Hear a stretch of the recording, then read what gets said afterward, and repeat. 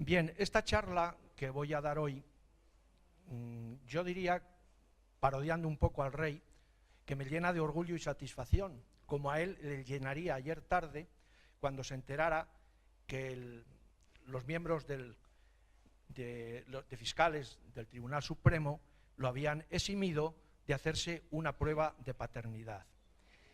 Y lo digo porque esta conferencia va sobre eso, va sobre todas aquellas pruebas de paternidad que no se hicieron los reyes y que, si hubiera sido ahora, quizá no hubieran tenido más remedio que hacerse. El título de la conferencia, como han visto, es Reyes, cortesanas y bastardos. Y he querido poner una frase que define muy bien lo que son las cortesanas, según la cortesana más importante, que fue Madame de Pompadour, la cortesana amante de Luis XV, cuando dijo que todas las mujeres se sentaban sobre su fortuna. La frase reconozco que es poco fina, pero sí refleja muy bien el uso que la mujer ha hecho de sus armas, que sabemos ya cuáles son, durante toda la historia. Pero no es una conferencia solo de infidelidades masculinas, hay infidelidades femeninas. Y lo único que siento es, si no nos diera tiempo a hablar de todo lo que hay preparado, porque esta charla yo la pensaba en un principio para 4 dinastías, la dinastía borgoñona, la trastámara, los Austrias y los Borbones, y al final han sido tan infieles que lo he tenido que reducir a 2, porque ni en dos días podría hablar de todos los bastardos y todas las infidelidades de nuestros reyes. Bien, bastardo, según la RAE, es el nacido de una unión no matrimonial. No hace falta que para que sea bastardo que tengan que estar solteros, no, puede ser un bastardo, simplemente es cuando no hay entre el padre y la madre matrimonio, es la definición más exacta, pero puede estar casada la madre, casado el padre, ser viuda, etcétera, es decir, toda sucesión ilegítima. Ya el bastardo se cita en el Génesis, cuando Sara dijo a Abraham, hablando de Ismael, no ha de ser el bastardo o hijo de la esclava heredero con mi hijo Isaac. Ya no quería que Agar, el hijo de Sara, Agar, que era la esclava, tuviera los mismos derechos que el hijo legítimo. Y en el Deuteronomio se lee, tampoco el bastardo podrá entrar en la iglesia del Señor hasta la 10ª generación. De hecho, a estos hijos, en el medievo, se les llamaba los hijos del pecado, hijos ilegítimos, hijos naturales, etc. Estas eran las casas de las que yo pensaba hablar, que comprendían desde Alfonso XI, 1300, hasta Juan Carlos I, año 2000. Pero 700 años de infidelidad dan para mucho tema, y por lo tanto no he tenido más remedio que saltar. Porque ya solo el primero, Alfonso XI, tuvo 2 legítimos y 10 bastardos, con Leonor de Guzmán, y uno de ellos fue Enrique II de Trastámara, que mató en Montiel a su hermano Pedro I con ayuda del francés Du Guesclin. Y ya entonces, como fue el que siguió la dinastía Trastámara, vemos que la dinastía Trastámara está fundada sobre una bastardía, porque curiosamente hablan de las purezas de las sangres y las purezas de las monarquías. Hoy día no hay en todo el mundo una monarquía que no esté fundada sobre bastardías, ya que la mayoría de las monarquías, esto nos llevaría mucho tiempo analizarlo, las europeas, la Casa de Habsburgo, etcétera, incluso las inglesas, están fundadas sobre matrimonios de hijos bastardos.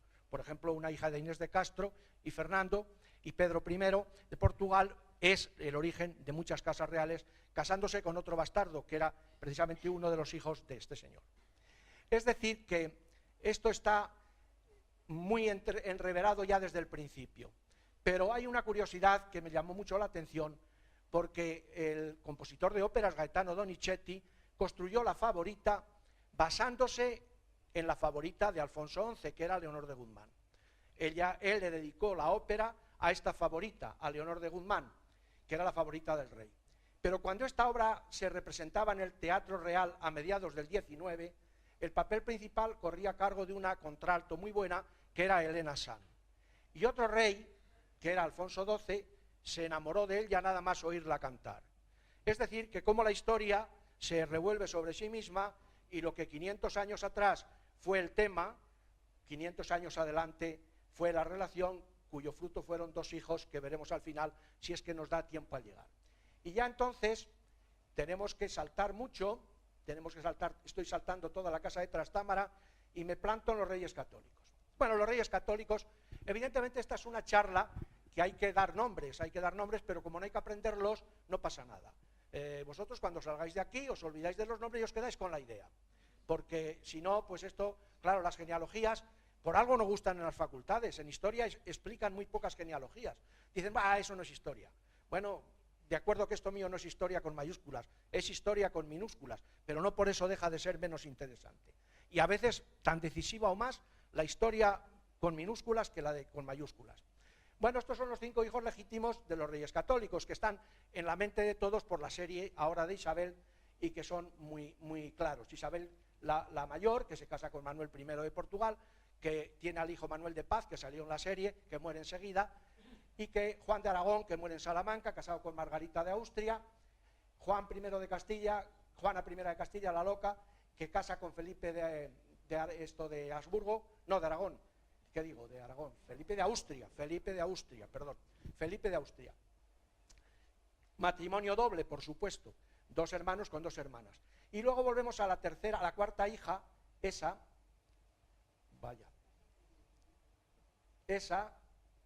que es la que vuelve a casar con su cuñado, con María de Aragón y Castilla, que vuelve a casar con Manuel I y con el que tiene 9 hijos, que van a ser importantísimos porque ahí van a salir pues los que van a dar luego origen a toda la Casa Real portuguesa.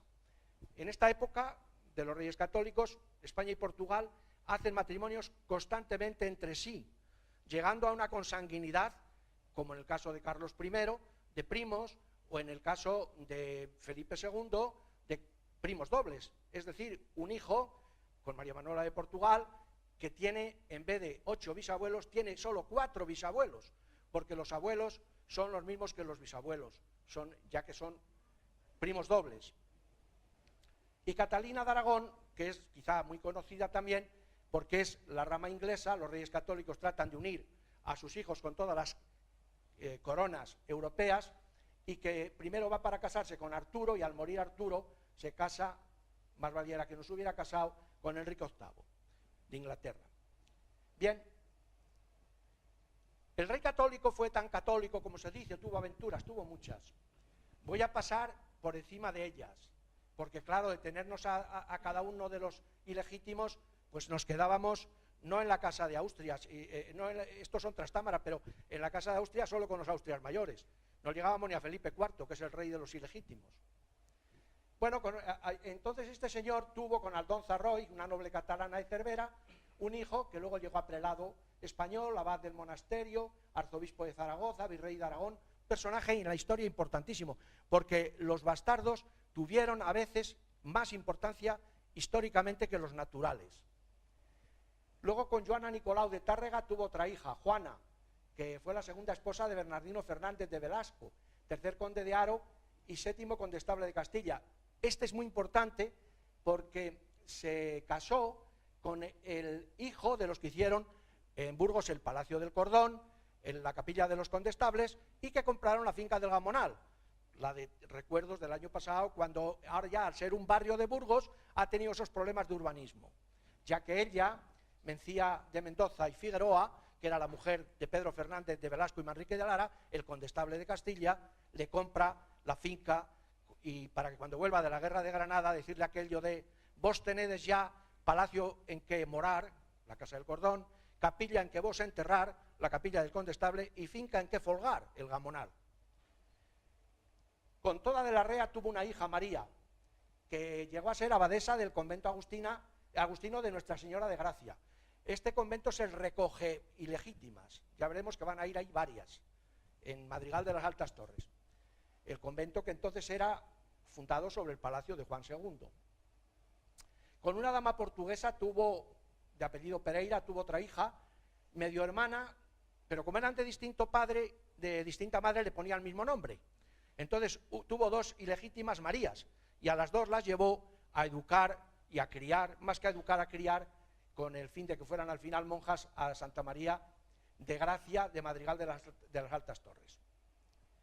Bien, pero la reina católica muere en 1504, en noviembre de 1504, el rey católico pues todavía está en edad de merecer y en octubre de 1505 se casa por poderes en dueñas con la mujer que le iba a dar en principio un heredero y que lo que le dio fue la muerte, por lo que veremos luego, que fue Catalina de Foix. Catalina de Foix quería casarse con el rey para tener un heredero y lo tuvieron, un hijo que se llamó Juan, pero que tuvieron la desgracia que murió enseguida. Murió enseguida y esto no es que sea ilegítimo, es que él se casó de viudo, pues normal, todo eso normal. Pero hete aquí que cuando iba a una reunión de las órdenes de caballería en el monasterio de Guadalupe, al pasar por Madrigalejo, parece ser que en sus afanes de tener hijos, de tener descendencia, abusó de la Viagra de entonces. ¿Había entonces Viagra? Sí. Había entonces Viagra que se obtenía sobre todo de ese insecto. Ese insecto es la cantárida o mosca española. Es un insecto que se usó en la Edad Media, es un vasodilatador para el efecto que tiene la Viagra. Es de la misma familia que este que es muy conocido, que lo llaman aceitera o curita, atraviesa los caminos en el verano y que también tiene los mismos efectos que la otra. Son de la misma familia, meloidea, y se usan como vasodilatadores. Parece ser que abusó o no se controló bien la dosis y murió pues de lo que ocurre cuando un vasodilatador actúa demasiado, que tuvo una apoplejía, es decir, un ictus cerebral, que es de lo que murió el católico, allí mismo. Este insecto, mosca española, tiene ese nombre, la alita vesicatoria o cantárida. La cantaridina es el principio activo, lo cita García Márquez en la obra del General en su laberinto. Y viene Felipe el Hermoso y Juana la Loca. ¿Qué pasaba con Felipe el Hermoso y Juana la Loca? Bueno, él era mujeriego, evidentemente, pero ella era histérica. Una histérica que quizá en la serie de Isabel se haya visto, estaba obsesionada con el embarazo y con la infidelidad de su marido y que utilizaba, como dicen los médicos, un fin histérico del embarazo. De hecho, tuvo pues los 6 hijos, los debió tener en 6 años o algo así.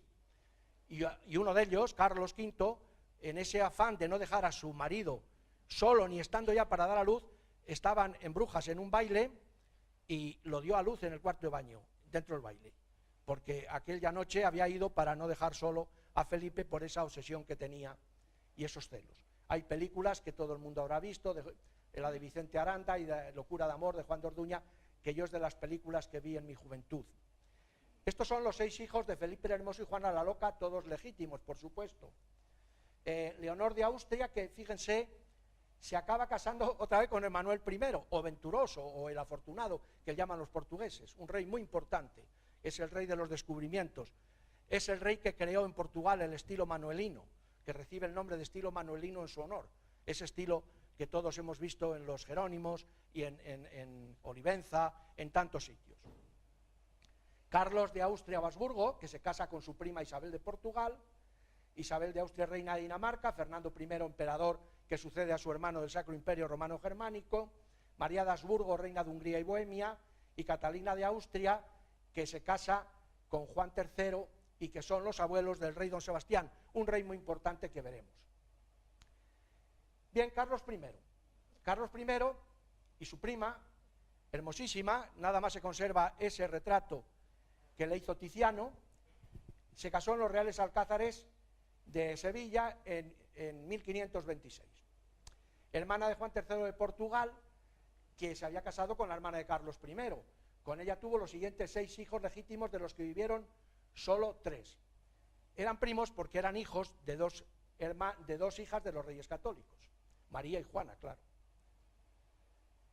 Los 6 hijos legítimos de Carlos I, Isabel de Portugal, pues son Felipe II, evidentemente, que reinó con 4 esposas, que luego veremos de pasada, María de Austria, Fernando murió al nacer, Juana de Austria, que es importantísima porque es la madre del rey don Sebastián, Y aquí que Felipe II, al morir el rey don Sebastián, reclamase el reino de Portugal para él, porque era su sobrino. O sea que hay algunos que dicen, ¿y por qué España se metió en Portugal al morir el rey don Sebastián? En aquella disputa que hubo tan fuerte con el prior de Crato, don Antonio, Catalina, la condesa Catalina y todo aquello. Pues porque era su sobrino. Juan murió al año, y Juan, que fue la desgracia porque murieron el niño y la madre de sobreparto, y con ella se acabó la historia.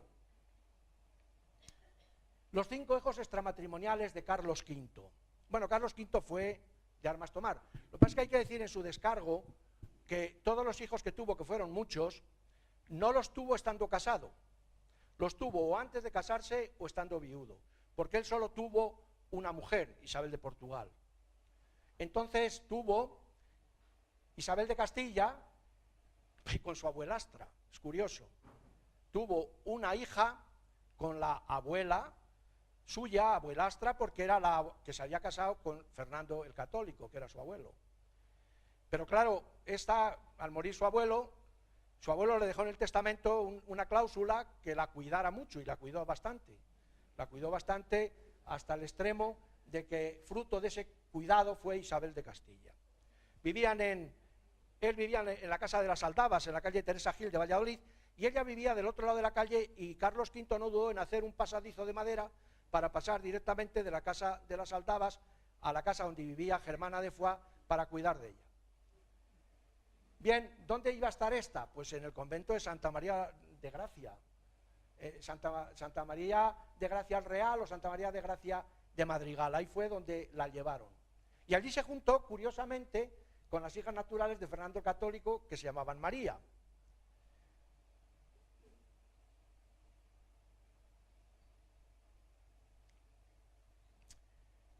El primero, Margarita de Parma, importantísima. La tiene con Johanna María van der Geest cuando él está en los Países Bajos. Ahí hay una foto, la única que se conserva, un retrato, el único que se conserva, en el que está la niña, Margarita, el emperador y Johanna María van der Geest. Fue en 1521, en Audenarde, que dice que cantaba muy bien y que se enamoró por lo bien que cantaba. Nació Margarita, pero la reconoció su padre. Se educó en la corte de Malinas con 2 mujeres, nada menos que Margarita de Austria, que era tía del emperador, y con su hermana, luego María de Hungría, esa que hemos dicho que fue reina de Hungría.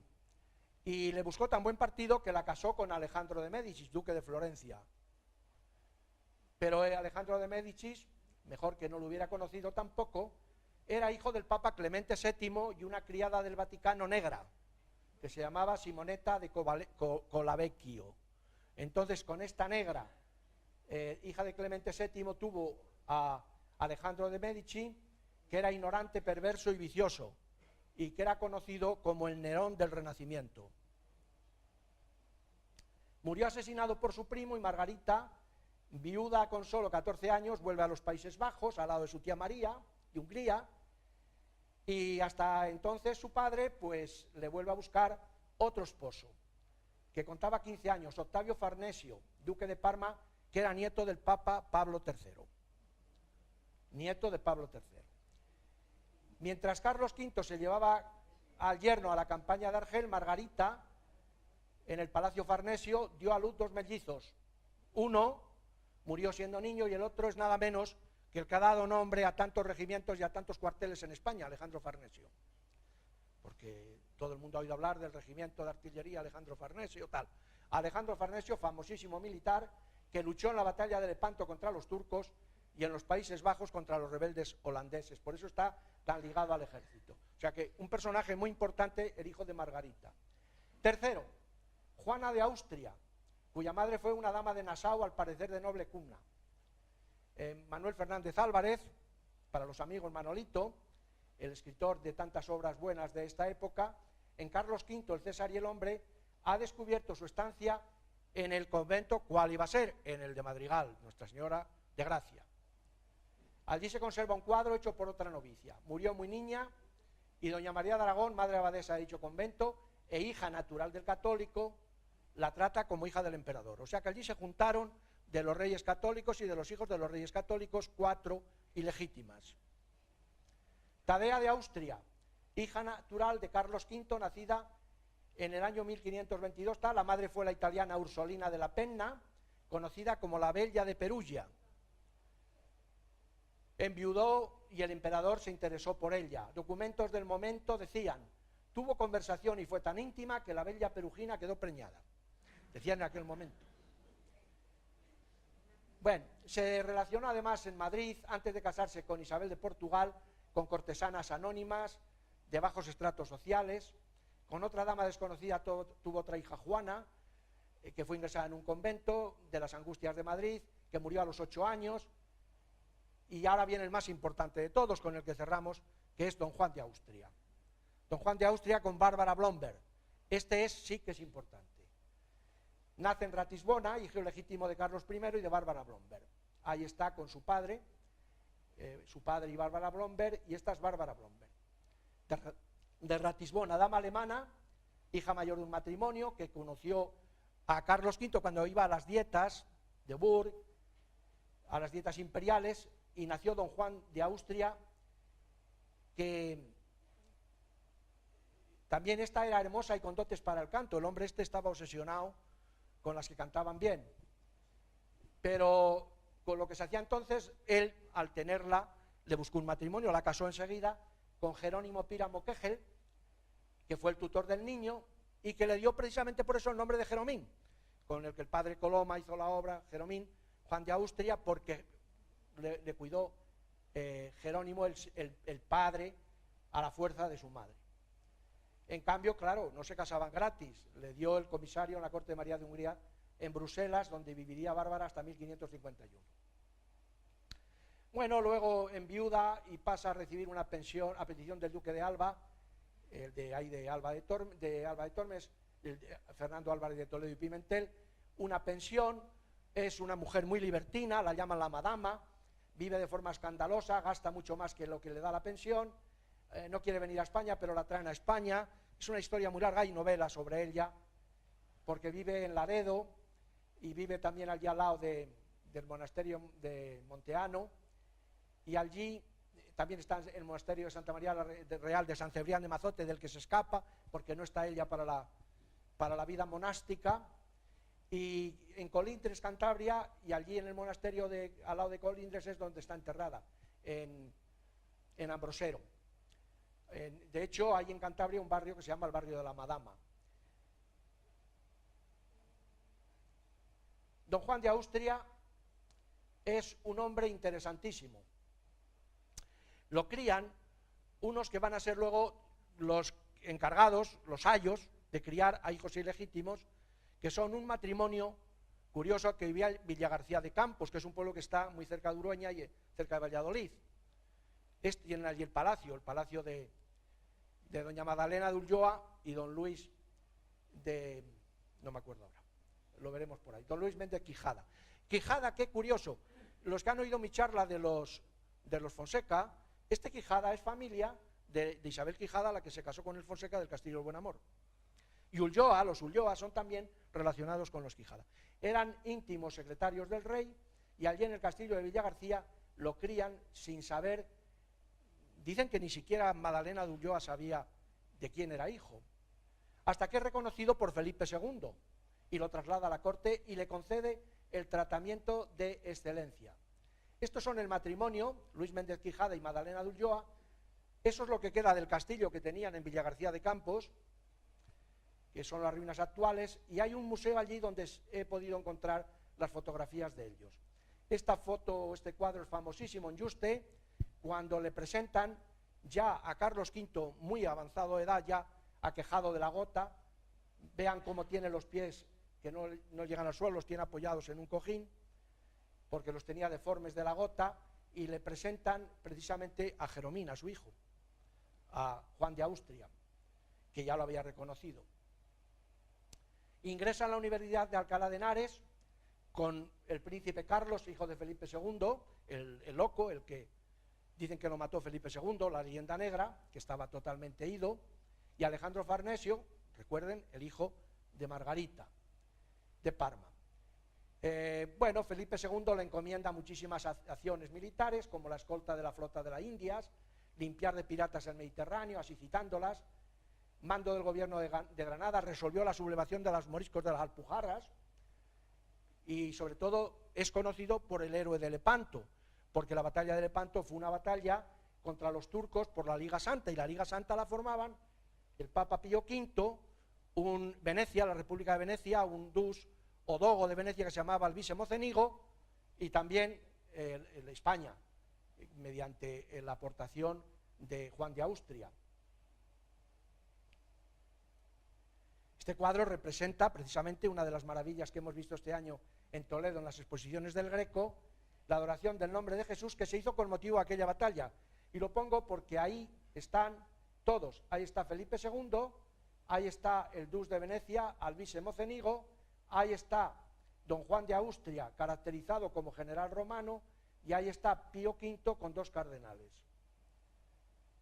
Leviatán, que se traga, es el dios el demonio de los infiernos, que por su boca se traga a los turcos, y arriba el nombre de Jesús. Su tumba, en el pabellón de infantes del monasterio del Escorial, de una obra muy interesante de un escultor, se llama Ponciano Ponzano, y que tiene mucho interés en mármol la escultura, pero no podemos pararnos en estas cosas. Y es que es curioso, porque este hombre tuvo a su vez bastardos. Don Juan de Austria, pues tuvo amistad con la princesa de Éboli, la tuerta, Ana de Mendoza y de la Cerda, que era bisnieta del cardenal Mendoza, por tanto tataranieta del marqués de Santillana, lo que le permitió tener relaciones con una señora de compañía que había allí, dama de la infanta Juana de Austria, princesa viuda de Portugal y madre del rey don Sebastián, que era hermanastra suya, por cierto. Pues con una dama de una hermanastra nació una niña que la pusieron Ana de Austria. Su historia es una pura película, que yo le recomiendo, porque hoy no nos va a dar tiempo de decir casi nada de ella, que se lean obras. Yo he acabado de dar un libro que ha escrito sobre ella Mercedes Fórmica, que se llama La hija de Juan de Austria, en el que viene descrita toda su historia y toda su vida, y es de verdadera película, la vida de esta niña. Pues esta niña lo que hace su tío Felipe II, ¿qué es? Pues meterla en el convento Madrigal. Allí tenían plaza todas. La mete en el convento de Madrigal y allí le ponen Ana de Jesús y no le dicen quién es. Pero entonces, ¿qué ocurre? Entonces ocurre la famosísima batalla de Alcazalquivir, o batalla de los tres reyes. El rey don Sebastián, hijo de Juan Manuel de Portugal y de la princesa Juana, esa que decimos ahí, que era hermana de Felipe II, pues tienen a un rey, que es de San Sebastián, que estaba pirado. Bueno, estaba pirado, como estaban pirados la mayoría de estos, por las dobles consanguinidades. Analizando el árbol genealógico del rey don Sebastián, era hijo de dos primos, también carnales dobles. Primos carnales los padres, primas carnales las madres. Entonces, le dio por el misticismo, se lo entregaron a los jesuitas y le dio por ser el salvador de África. Y entonces se empeñó en hacer una guerra contra un rey de Marruecos que había sido depuesto por otro aspirante, por eso se llama la de los tres reyes, porque en la batalla esa murieron los tres. Murió don Sebastián, el aspirante al trono de Marruecos y el del rey de Marruecos. Felipe II nunca quiso que se hiciera esa guerra, y aunque le pidió mucha ayuda a su tío no se la daba. Pero lo mejor de Portugal fue perdido en esa batalla. La descripción ya de la propia batalla de Alcazalquivir es algo impresionante, porque murieron a miles los portugueses. Dice que Portugal quedó de luto al día siguiente de esa batalla, porque todas las familias nobles tenían muertos en esa batalla. ¿Y qué pasó con don Sebastián? Que no se supo nada de él a partir de esa batalla. Desapareció. No saben si lo comieron las alimañas, porque la ropa se la robaban, evidentemente el rey iba el que mejor vestido, desapareció el cadáver, pero empezó a correrse la voz en Portugal, a no haber sucesión, de que el rey don Sebastián estaba escondido y que volvería algún día. Entonces, en este ambiente de misticismo, se creó la corriente del sebastianismo, que es una corriente muy interesante, místico, filosófica. Y esta niña, que estaba ahí en el convento y que le llegaban cartas, cae en las manos de un confesor del convento que se llamaba Agustino Fray Miguel de los Santos, que era el que pretendía poner en el trono de Portugal a Antonio del Crato y que no entrase a hacerse con la corona Felipe II. Y se vino ahí de confesor, lo desterraron de Portugal y no tuvieron mejor sitio que enviarlo que al convento de Santa María de Gracia. Y ahí se puso en contacto con la niña y le hizo creer que su primo vivía. Y es aquí que un día aparece por allí, por el convento, un señor rubio que sabía portugués, y el confesor pues ve la oportunidad, habla con él y dice, tú vas a ser el rey don Sebastián, el pastelero de Madrigal. Entonces el pastelero de Madrigal, Gabriel de Espinosa, se mete en el papel, la niña lo cree, le da las joyas, luego lo detienen, bueno, unos líos horribles, es una obra de teatro que le dio a Zorrilla el tema de traidor, inconfeso y mártir, y que creo que es muy interesante conocer. Palacio Ducal de Pastrana, que fue donde conoció don Juan de Austria a María de Mendoza. Y esta es doña Ana de Austria. Claro, el proceso fue que tanto al cura, que lo ahorcaron en la Plaza Mayor de Madrid, como a Gabriel de Espinosa, que lo ahorcaron en la Plaza Mayor de Madrigal, de las Altas Torres. Todavía creo que se conserva algo del cadalso que hicieron para ahorcarlo. Y lo despedazaron, luego se ensañaron con él, y a él ya la metieron, pues, lo que se hacía entonces, a ayunos severísimos durante años en el convento. Pero luego, cuando muere Felipe II, que era el afectado, pues esto es toda la descripción de lo que he dicho ahora, su tío, o mejor dicho, sí, su tío no, su sobrinastro, porque era hijo de Felipe II, Felipe III, se apiada de ella y la hace nada menos que abadesa de las Huelgas de Burgos, que era el cargo más importante en la Iglesia después del Papa. De hecho, hubo un cardenal que dijo que si el Papa se tuviera que casar, se tenía que casar con la abadesa de las Huelgas, porque él ya nombraba obispos, nombraba cardenales, nombraba todo. Y ahí murió, y allí está enterrada. Cuando vayan a las huelgas, la guía les hablará de un sepulcro que hay al fondo de la galería, que es de Ana de Austria, pues esa es la del pastelero de Madrigal, que no hacía pasteles, hacía empanadas, por cierto. Bueno, Felipe II de Austria-Habsburgo, llamado el Prudente. Bueno, pues este hombre tampoco fue muy prudente, pero tuvo 4 matrimonios y 8 hijos legítimos, varias amantes e hijos, ciertos y dudosos, pero que hay muy pocos datos, por eso dicen que lo llaman el Prudente. Era muy prudente. Sus 4 matrimonios son el primero que se celebró en Salamanca, con María Manuela de Portugal, y que él duerme aquí en Salamanca, precisamente muy cerquita de aquí. Ahí, Santa María de Gracia, Santa María de la Victoria, en lo que está hoy Mirad, que era el convento de los Jerónimos. Ahí pasa la noche antes de bodas.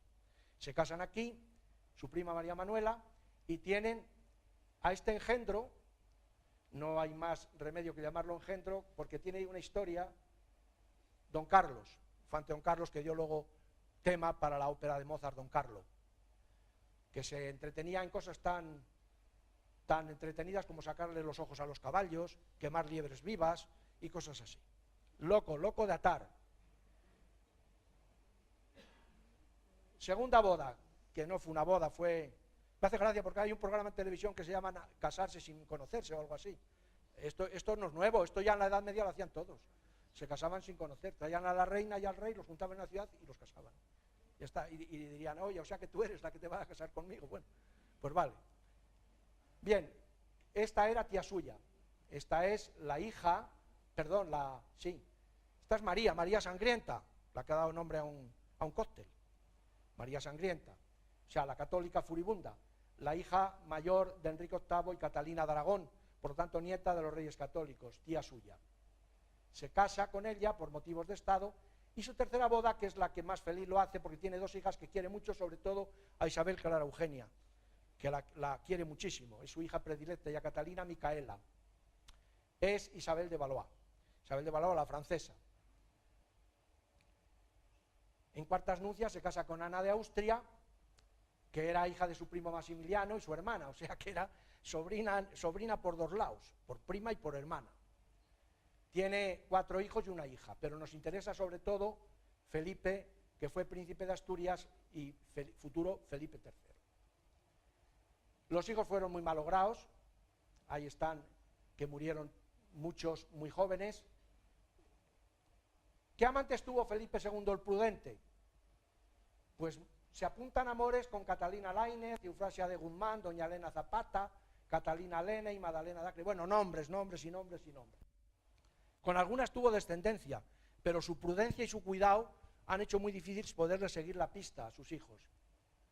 Incluso dicen que estaba encaprichado con su cuñada, Isabel I, o sea, la hermana de su mujer inglesa, es decir, la reina virgen, que era un síndrome de Morris, no era virgen, medio hermana de su segunda mujer, María de Tudor.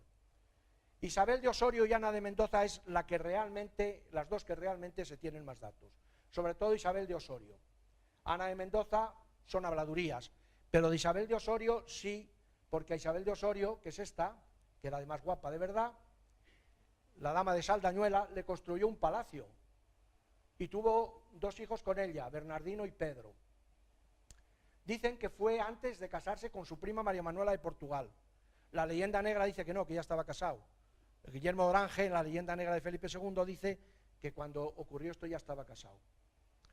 Bueno, esta mujer, que era de Burgos, al lado de Burgos, en Saldañuela, le compra un palacio y se lo hace, que hizo que el palacio fuera conocido por todo el mundo como la casa de la puta del rey.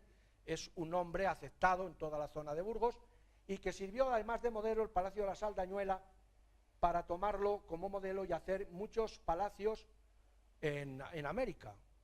Es curioso, pero una copia idéntica a este Palacio de la Saldañuela fue la casa que hizo el hijo de Colón en Santo Domingo. Y era tanto su amor por ella que le encargó a Tiziano cuadros mitológicos exigiéndole que pusiese en la mitología las caras de la Osorio y la suya. Y así puso en las Metamorfosis de Ovidio la Danae y la lluvia de oro, aquella historia de que el rey de Crisio le dijeron que tendría un hijo y que lo mataría, un nieto y lo mataría, y para no tenerlo la encerró a Danae en una cueva con una bruja y Zeus la fecundó haciendo caer sobre ella una lluvia de oro. Bueno, eso es la mitología, pero la realidad es que ese es el rostro de su amante. Y también en y esto sí que es el Felipe II clavado, ahí se ve muy bien. En Venus y Adonis, otro cuadro, también la cara de ella no se ve tan bien, pero la cara de él es Felipe II de joven, de rubio, con los rizos. Hay una novela que les recomiendo, que es de Maripau Domínguez, que se llama Una diosa para el rey, y trata la vida de esta mujer y toda aquella época, y es muy bonita, está muy bien escrita. Bueno, la princesa de Éboli, estamos en una etapa muy conflictiva en que están por un lado los intereses de Felipe II y su secretario Antonio Pérez, y los de Juan de Austria, que está en Flandes, y su secretario Juan de Escobedo. Matan a Juan de Escobedo, la conjura del Escorial y todo aquello, pero que nos saldríamos del tema.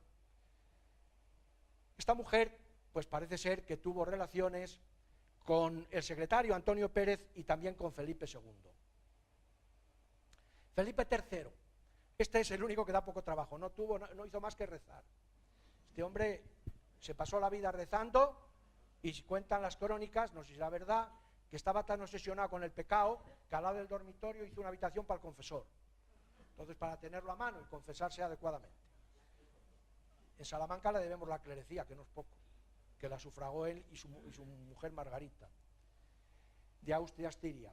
Tuvo 8 hijos, y el único pecado que se le puede achacar es haber tenido un hijo como Felipe IV. Margarita de Austria, Ana de Austria y Estiria, su mujer, y Felipe IV. Inconfundible. Claro que Felipe IV, en su descargo, podemos decir que le debemos todas las obras de Velázquez, que ya es bastante. El cardenal Infante, bueno, son sus descendientes. Felipe IV de Austria nos va a llevar un poco más de tiempo, porque este rey, de 2 matrimonios y 12 hijos, de los cuales solo 3 llegaron adultos, batió récord en cuanto a hijos ilegítimos. Los historiadores no se ponen de acuerdo y hablan de entre 29 y 32 fijos. Pero hablan algunos hasta, esos están bien documentados, que algunos llegan a citar hasta 60. Por lo tanto, vamos a hablar muy poco solamente de algunos. Contrajo matrimonio con Isabel de Borbón, hija de Enrique IV de Francia y de María de Médicis. Y esta mujer, como fue la que más sufrió con las infidelidades de Felipe IV, porque ella era consciente de que su marido era un golfo. Y ella también se permitió algunos escarceos amorosos que se están descubriendo ahora, sobre todo con el famoso Juan de Tasis, conde de Villamediana, un personaje que es importante dentro de la historia de España, ya no solo por ser un gran literato de la onda culterana o gongorina, de Góngora, por sus sonetos, por su poesía, por haber sido, sino por sus anécdotas. Y hay anécdotas de este hombre muy curiosas. Por ejemplo, era picador de toros, lo hacía todo, jugaba las lanzas, jugaba las cañas, hacía justas medievales, conquistaba a las damas vistiendo al caballo del mismo color que la dama, etcétera, etcétera. Tiene una historia muy bonita. Léanse la biografía del conde de Villamediana. Pues bien, parece ser que una vez estaba en una corrida de toros en la plaza de Madrid y estaban los reyes en el palco y él era picador y alguien oyó que le decía la reina al rey, a Felipe IV. Dice, hay que ver lo bien que pica el conde. Y le dijo el rey, dice, sí, pica bien, pero pica muy alto. O sea, que el rey ya estaba enterado. También se cuenta que otra vez prendió un teatro para cogerla a la reina en brazos y sacarla y salvarla. Y que al salir dijo, no era por salvarla, era por tocarle los tobillos. O sea, el conde de Villamediana era un pájaro. Y otra vez estaba la reina apoyada en un pretil y vino el rey por detrás y le tapó los ojos. Y ella dijo, estate quieto, conde. Y al darse la vuelta y ver que era Felipe IV, le dice Felipe IV, ¿cómo que conde? Y dice, toma, claro, tú eres conde de Barcelona.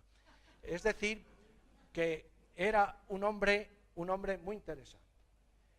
Del fruto de este matrimonio nacieron 7 hijos, pero solo llegaron adultos 2. Baltasar Carlos, que fue el gran malogrado, el del caballo de Velázquez, y María Teresa. Isabel de Borbón, Felipe IV, la mujer, el tercero es Baltasar Carlos, y María Teresa de Austria, que es la que se casó con Luis XIV, el rey Sol, o sea, la princesa, la infanta española, que entró en la corte francesa. Esa maravillosa obra está en Viena, en los Kunsthistories. Segundo matrimonio, después de la muerte, se casa con su sobrina Mariana de Austria, y de ahí nacen 5 hijos, que solo 3 pasaron de los 2 años. Margarita, que es la que está en las meninas en el centro, la niñita esa, Margarita María Teresa de Austria, que se casó con Leopoldo I, Felipe Próspero, príncipe de Asturias, y Carlos, que va a ser el nefasto Carlos II. Más o menos ahí están los cuadros de los niños. Hay que ver ese niño Felipe Próspero, lo enfermito que estaba todo colgado su traje de amuletos, todas esas campanillas y esas conchas y esas cosas que lleva ahí, y luego el inconfundible Carlos II. Hijos extramatrimoniales. Bueno, pues vamos a citarlos deprisa. Fernando Francisco Isidro de Austria, que la tuvo con la hija del marqués de Chirel. En la casa del marqués de Chirel estaba en lo que es hoy la calle Alcalá, frente a la estación de Sevilla, de Metro Sevilla. Hoy allí hay una iglesia, las Calatravas. Y allí precisamente fue donde concibió a ese hijo, Fernando Francisco Isidro de Austria. Y entonces él quitó el palacio como palacio de los marqueses de Chirel, y entonces hizo un convento que lo llamó el convento de la Concepción Real.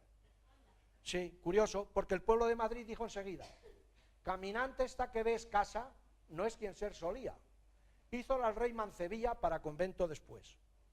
Lo que un tiempo fue y lo que es, aunque con roja seña, y título en el umbral, él ya lo dice y enseña, que casa en la que el rey empreña es la Concepción Real. O sea, que le puso el nombre bien de acuerdo con el motivo de la casa. Es esa, que todos la habrán visto, porque bajando por Alcalá queda a la izquierda, en Alcalá 25 exactamente. En aquel tiempo ocurrió un fenómeno en un convento de Madrid muy interesante, muy curioso, que ha dado mucho que hablar, muchas leyendas, que son las leyendas del convento de San Plácido. Está muy cerca de Callao, hoy día, porque se conserva todavía. Resulta que allí había un convento de monjas y el rey, lindero al convento, vivía un amigo del valido del rey, que era del Valle del Rey, que era el conde duque de Olivares. Y a través de ese palacio de su amigo, pues se pasaba al convento. Entonces, en ese convento empezaron a ocurrir cosas curiosas, que las monjas estaban endemoniadas.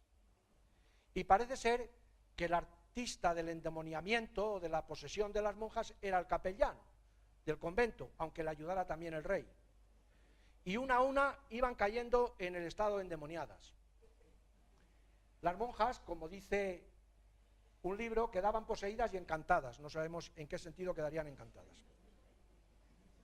Felipe IV se enamoró de una novicia que se llamaba Margarita de la Cruz y una noche le gastaron una broma macabra. Se metió por una carbonera de ese palacio aledaño para ir a estar con ella en la celda, y cuando llegó y tocó la celda y abrió la puerta, se encontró con un espectáculo dantesco. La monja estaba amortajada, muerta, en un féretro, y alrededor toda la comunidad de monjas con las velas. Era mentira, pero él se lo creyó y salió despavorido.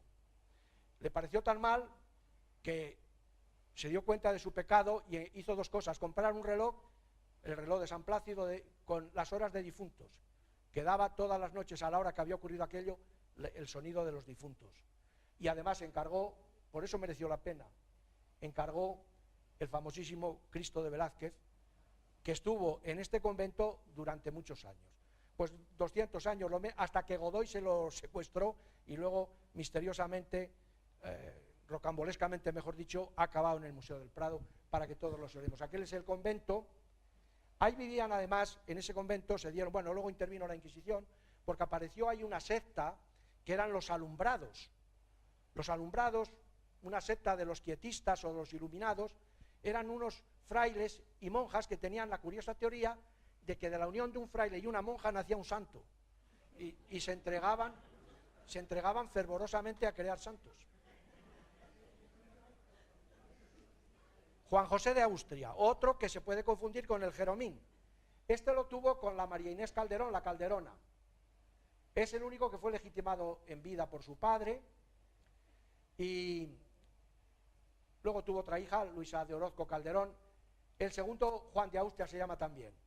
Fue criado en secreto y se pensó destinar a la carrera eclesiástica, pero le dijo el conde duque de Olivares: no lo metas cura, que a lo mejor te hace falta porque los tuyos no valen para nada. Los hijos que tenía, todos se morían, y este era uno normal, claro, porque no había consanguinidad. Es lógico. El rey solo tenía hijos sanos cuando no era su mujer, porque no eran de la familia. O sea que el problema estaba bien claro. Bueno, lo hicieron príncipe, fue prior de la Orden Militar de San Juan, pero nunca consintió el rey hacerlo infante. ¿Quién era María Inés Calderón? La Calderona era una estrella de teatro, que a los 16 años tenía ya un marido y un amante grande de España, el duque Medina de las Torres, que era curiosamente yerno del conde duque de Olivares, valido y celestino del rey, porque el conde duque de Olivares lo que hizo fue siempre proporcionarle mujeres al rey, por las noches, los llevaba a casas o se las llevaba a palacio. Pero un día no sincronizaron bien las horas y entró Felipe en la alcoba de la Calderona cuando estaba allí con el duque Medina de las Torres.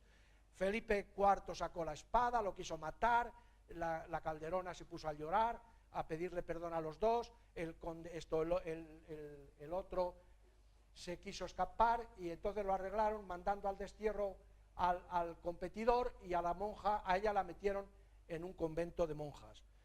En un convento de monjas, y fue Inocencio X el que le dio el velo, o sea, y llegó a ser superior además. Era esta.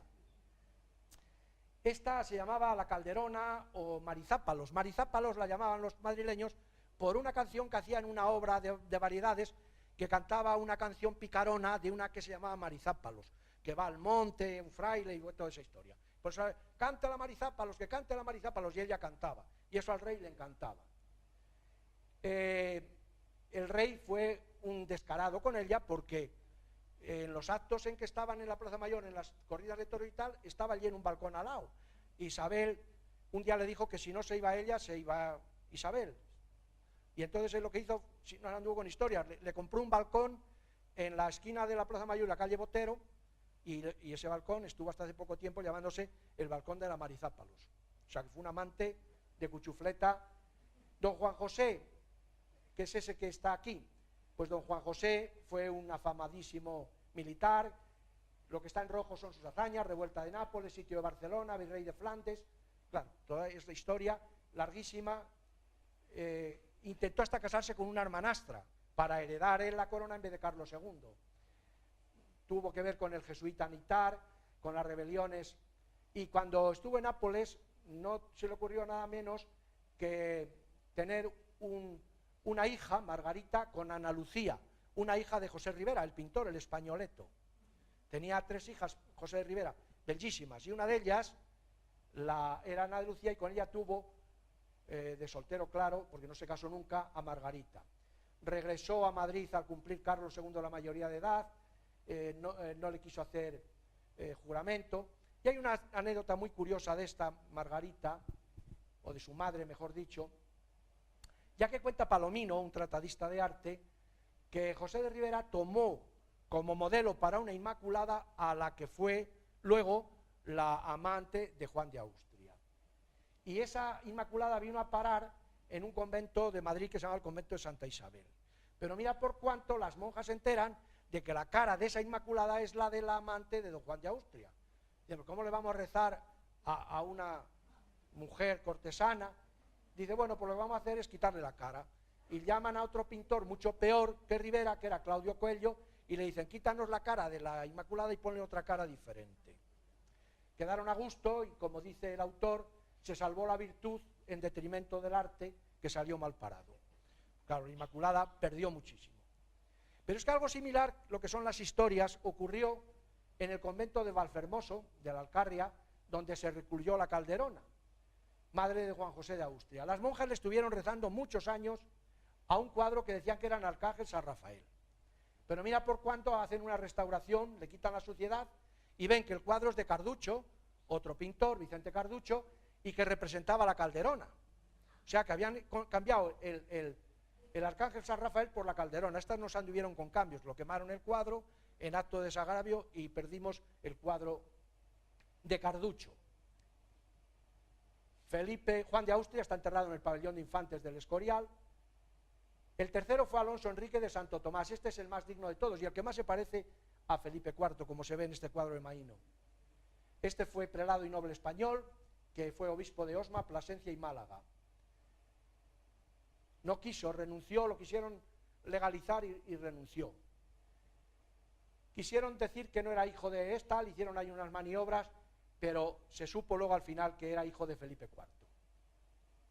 Alonso Antonio de San Martín, Fernando Valdés, Carlos Fernando de Austria. Que es curioso, Carlos Fernando de Austria lo tuvo con la dama encargada de que las damas no tuvieran hijos con el rey. O sea, que es curioso.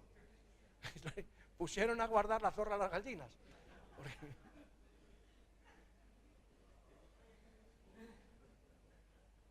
Juan Cosío, que lo tuvo con Teresa Aldana, Ana Margarita de Austria, que lo tuvo con Margarita de la Scala.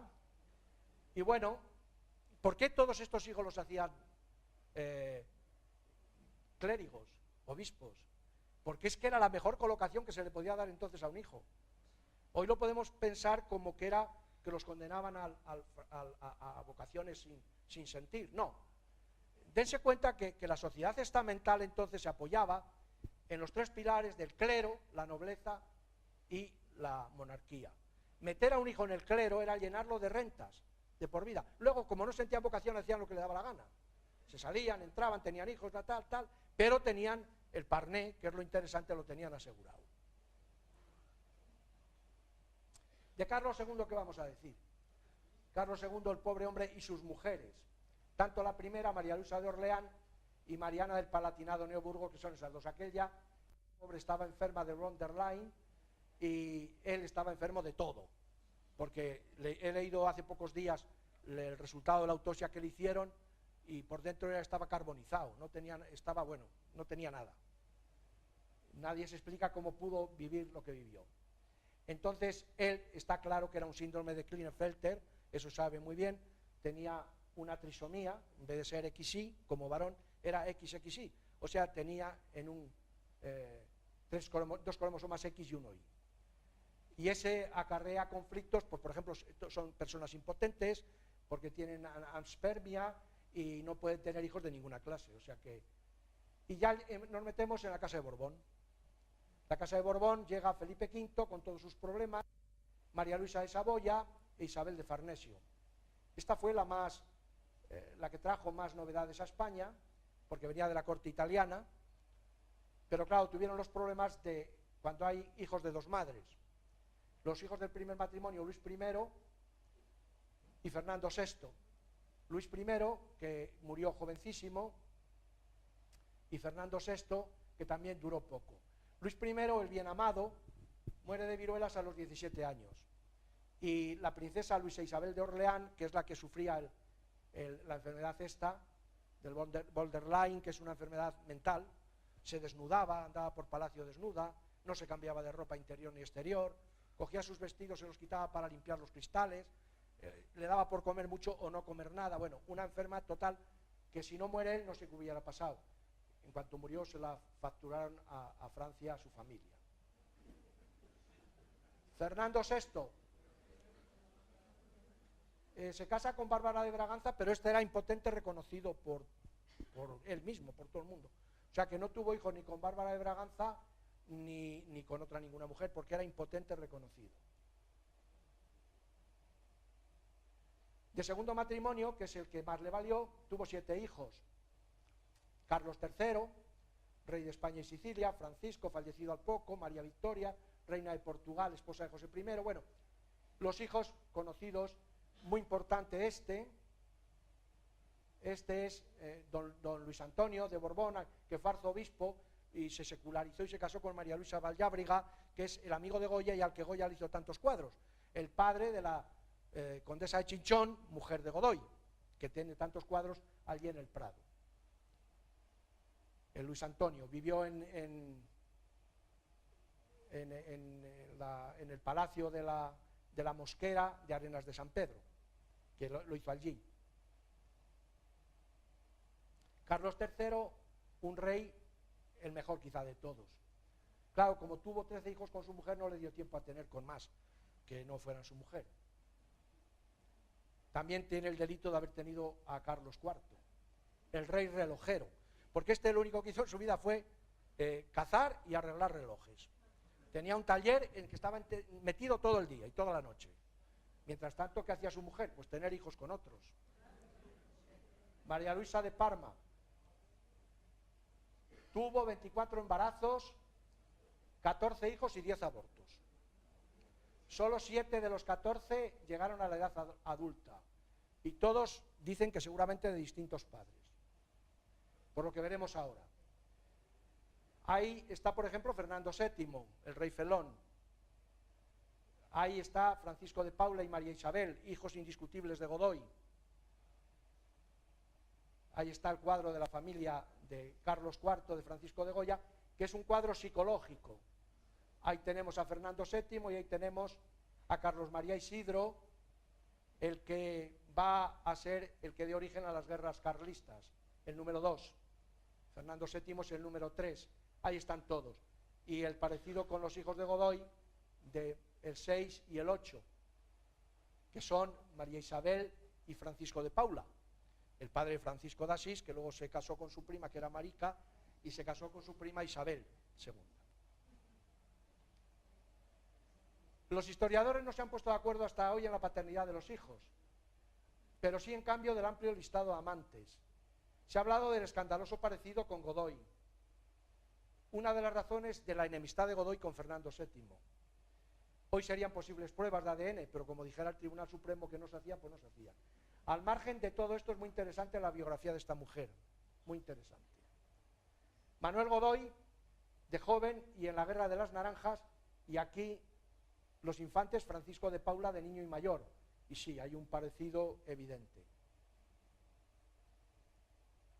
En esta carta, que es una carta manuscrita del confesor de la reina María Luisa, Fray Juan de Almaraz, le dice, se puede leer y se entiende muy bien, que ninguno de los hijos son de su legítimo marido, por lo que la dinastía ha quedado concluida. O sea, que nadie crea que los Borbones que tenemos hoy descienden de Felipe V, sino que están cortados en varios sitios. Claro, cuando Fernando VII se enteró de esto, pues se cogió al cura, al confesor, y lo metió en Peñíscola y lo tuvo allí en una mazmorra hasta que murió. Godoy, ¿qué decir de Godoy? Las mujeres de Godoy. Godoy, la condesa de Chinchón, Carlota, su hija María Teresa de Borbón y Vallábriga, que nunca lo quiso, y no solamente no lo quiso a él, porque la casaron a la fuerza, sino que no quiso a la hija que tuvo con él, que es esta Carlota, que por cierto, con esta hija estuvieron a punto de hacer un incesto, porque si el Francisco de Paula es hijo de Godoy, quisieron casar al Francisco de Paula con esta hija también de Godoy, o sea que casando dos entre hermanos. Y luego Pepita Tudó, que es la mujer, la querida de Godoy, que él siempre amó y que se casó con ella ya después de quedarse viudo. Bueno, hace pocos días hemos estado en Badajoz, en los carnavales, y he tenido la curiosidad de hacer la foto de la casa donde nació Godoy. Está en la calle Santa Lucía. También habíamos estado antes, pero esto hace ya más tiempo, en Père-Lachaise, en el cementerio de Francia del este, donde está enterrado. O sea que eso es donde nació y ahí es donde está ahora. Los de Badajoz, los pacenses, no se ponen muy de acuerdo en si lo van a traer o no lo van a traer, porque es un ser querido y odiado a partes iguales. Fernando VII, bueno, de Fernando VII eso ya es el acabose, pero ya por su manera de ser, porque sería el deseado, pero se transformó en el rey felón. Fernando VII trató a sus mujeres pues que hoy le hubieran dado alejamiento. Se casó con 4. Esta era prima, María Antonia de Nápoles. Sufrió 2 abortos y no hubo descendencia. Luego se casó en segundas nupcias con una sobrina carnal, María Isabel de Braganza, infanta de Portugal. El pueblo de Madrid decía, fea, vieja y portuguesa, no, fea, pobre y portuguesa, chúpate esa. Le decían los de Madrid, fea, pobre y portuguesa, chúpate esa. Era hija de su hermana mayor Carlota Joaquina y de Juan VI de Portugal. Dio a luz una hija y murió también. Buscando descendencia se casó con esta pobrecita, María Josefa Amalia de Sajonia, de 16 años. Pues no voy a entrar en detalles porque son escatológicos. Pero imagínense un hombratón como aquel con una niña de 16 años. Pues nada, pues un desastre. Porque este hombre tenía algo que no sé si hoy se consideraría defecto, hoy se dedicaría a hacer cine porno, pero entonces era un defecto muy grande. Tanto que le tuvieron que hacer un adminículo los médicos para poder cohabitar con sus mujeres. Una especie de almohada con un orificio en el centro, para que su miembro se redujera a la mitad. Esto es historia, no es invención ni es nada. Esto es así. Entonces esta niña, la noche de bodas cuando lo vio, se lo hizo todo. Salió corriendo por el palacio y él detrás de ella. Vamos, algo inenarrable. Fíjense ustedes qué señor, con su última mujer, con Cristina de Borbón dos Sicilias, la de María Cristina me quiere gobernar, porque claro, era hija también de su hermana menor y tuvieron 2 hijas, Isabel II, que es la que reinó, y Luisa Fernanda, que es la que se casó con el Montpensier, que luego iban a ser los que dieran a la Merceditas del Alfonso XII. Infanta casada con el duque de Montpensier. Esto es paseando por Aranjuez en un óleo de Luis Cruz y Ríos. Deseado, luego rey felón, en lo político un desastre, en lo personal vulgar y lascivo. Aficionado a prostíbulos y relacionándose siempre con gente de bajos fondos. Tuvo de amante a Lola la Naranjera o la Tirabuzones, que fue amante de Mariano José de Larra y de Luis Candelas el bandolero al mismo tiempo. Y entonces, cuando encerraban en la cárcel a Luis Candelas, utilizaba a la Naranjera para que intercediera con el rey y lo sacaran a él de la cárcel. ¿Se dan cuenta del apaño que tenía? María Cristina, al morirse Fernando VII, tenía tanto luto que a los 3 meses se casa con un guardia de corps, con el célebre Agustín Fernando Muñoz, el duque de Riansares. Tuvieron 5 y 3 niñas, los conocidos por los madrileños como los Muñoces, pero se los asignaron a 8 padres distintos y los mandaron a Francia, porque no estaban casados, y luego ya se casaron en privado con un testigo y un cura. Entonces clamaban los liberales que la reina no paría, y ha parido más Muñoces que liberales había, decían los de Madrid. Qué pareja, ¿eh? Qué pareja. Poco agraciados los dos, la verdad. Isabel II y Francisco de Asís, de Borbón. Le dijeron que se tenía que casar con él. Y creo que él lloraba por el palacio y decía, no, por Dios, con la Paquita no, con la Paquita no. ¿Qué le pasaba a la Paquita? Bueno, la Paquita, el pobre hombre, por llamarlo de alguna forma, tenía un problema urológico que hoy lo tienen niños al nacer, se arregla con una mini intervención y ya está. Es lo que se conoce como hipospadias, que en vez de tener el final de la uretra al final del pene, lo tienen en la base del pene. Lo tienen en la base del pene, al lado del periné. Y entonces no pueden orinar por el pene, por la punta, tienen que orinar sentados como las señoras. Y le hicieron muchas coplas. Un gran secreto o gran dilema de la corte es saber si doña Paquita me ha sentado o me ha de pies. Le hacían muchísimos versos. Como entonces no había operaciones, pero en cualquiera que piense en ese dilema de hipospadias, que es como se llama la enfermedad, o la malformación, sabe que eso es estéril. Eso es estéril, es imposible, si no es con fecundación asistida, tener, porque no llega el semen a donde tiene que llegar. Se queda a medio camino, eso es evidente.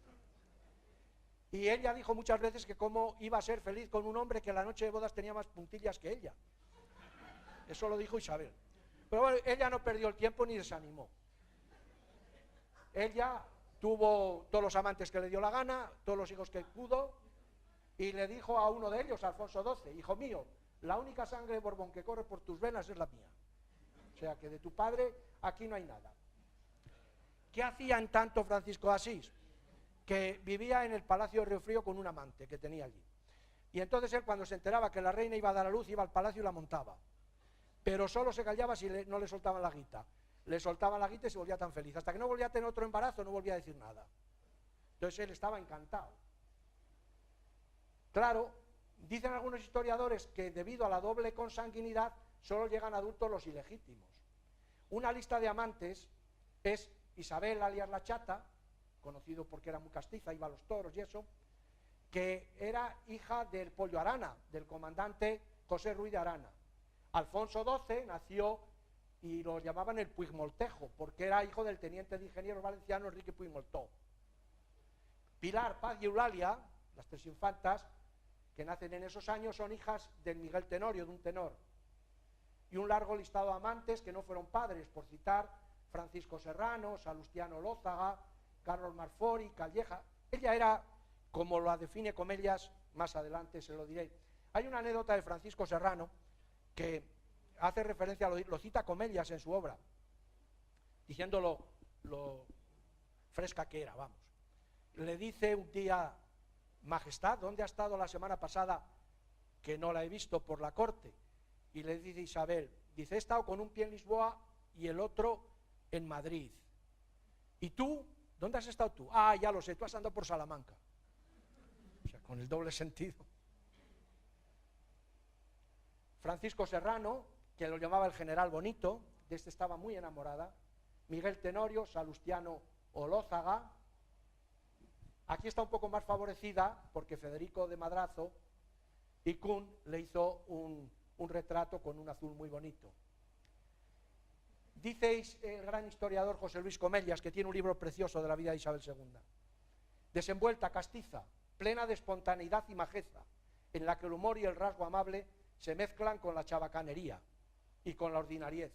Apasionada por la España, cuya secular corona ceñía, y también por sus amantes. ¿Cómo sería de castiza que cuando está desterrada en París comía todos los días cocido?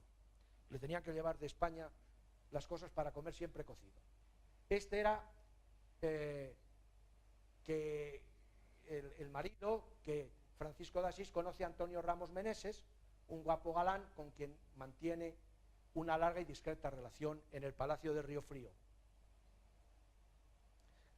Este no tiene nada que ver con el tema porque viene aquí, lo traen y se marcha enseguida porque dice que los españoles somos ingobernables. Amadeo I de España, Amadeo de Saboya, es una casa muy corta. Y ya llegamos, para ir ya acabando, con Alfonso XII y sus dos esposas, su prima María de las Mercedes, María Cristina de Habsburgo, su primera esposa, los hijos que tuvo, Alfonso XIII, y su amante Elena San, con la que tuvo dos hijos no reconocidos, Alfonso San y Martínez de Arízala, y Fernando San y Martínez de Arízala. Tuvo otra amante, Adelina Borghi, la biondina. Esta es la que hablé al principio, la favorita, la de Alfonso XII, la que cantaba la ópera de Donizetti. Con Blanca de Cosura, un nieto del poeta romántico Espronceda, tuvo otro romance. También se enamoró de Palacio de Villahermosa de la marquesa de Esquilache, Mercedes Basáñez, que era esposa del embajador de Uruguay. Tuvo una niña que se llamó Mercedes Basáñez, que no hay documentos. Luego casó con el embajador de Chile. Y Alfonso XIII y Habsburgo Lorena, llamado el africano. Su mujer Victoria Eugenia de Battenberg, portadora del gen recesivo de la hemofilia, que transmitió a algunos de sus hijos. Aquí está con sus hijos. Los dos hijos de arriba, que son don Alfonso y don Gonzalo, heredan la hemofilia. Son a los dos que se la transmite. No se la transmitió a don Juan, y las niñas no sabemos si eran portadoras o no, porque como esta es una enfermedad fundamentalmente masculina, pero que fue terrorífico. Tuvo 5 hijos extramatrimoniales. Con la aristócrata francesa Melanie de Gadoufry de Dortan tuvo a Roger Lebeque Vilmorín. También tuvo 2 hijas con 2 institutrices de sus hijos, que los había mandado la reina Victoria Eugenia de Irlanda. Por ejemplo, Juan Alfonso Milán y Quiñones de León, que la tuvo con Beatriz Nunn, una nana irlandesa, ha muerto no hace mucho. Con la actriz española Carmen Ruiz Moragas, Alfonso XIII tuvo 2 hijos más, que nunca reconoció, María Teresa Ruiz Moragas, que es esta de aquí, y Leandro Alfonso Ruiz Moragas. Bueno, María Teresa y Luis Alfonso Ruiz Moragas, que ahora ya le han reconocido el derecho a usar el apellido. Parecido, yo creo que aquí no hace falta ADN. Y nadie duda, aunque la gente no lo admite, José María Zavala lo ha estudiado, periodista mucho en los hijos, en los bastardos, me ha servido mucho para esta charla, que el actor de cine Ángel Picazo era hijo de Alfonso XIII. Creo que el parecido también es innegable. Fue muy amigo de Genoveva Bis, Celia Gámez y la Bella Otero, eran sus musas. Las veía actuar en el Teatro Real, las visitaba, las llenaba de regalos y las llevaba por el palacio.